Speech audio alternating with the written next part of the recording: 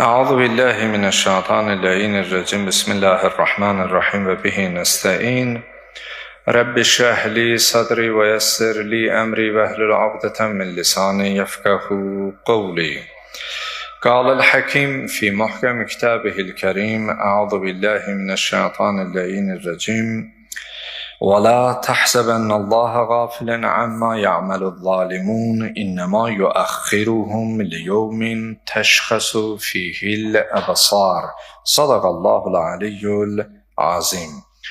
Allahın salamı olsun siz əziz, dəyərli, möhtərəm böyüklərimə, əzizlərimə, məscidimizin əhlinə və səsimizi eşidən hər kəsə. Allahdan diləyək etdiyimiz duaları, qıldığımız namazları Rəbbimizə əl açaraq qəlbimizin dərinliyindən dilimizdə ifadə etdiyimiz bütün dua, hacət və mətləbləri bizdən qəbul eləsin inşallah.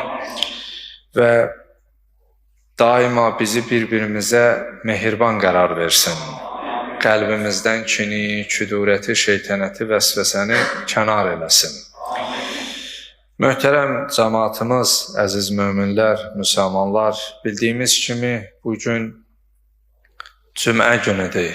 Cümə seyyidül əyyamdır. Həftə günləri içərisində günəşin üzərinə düşdüyü ən xeyirli, ən nurani, ən bərəkətli bir gündür.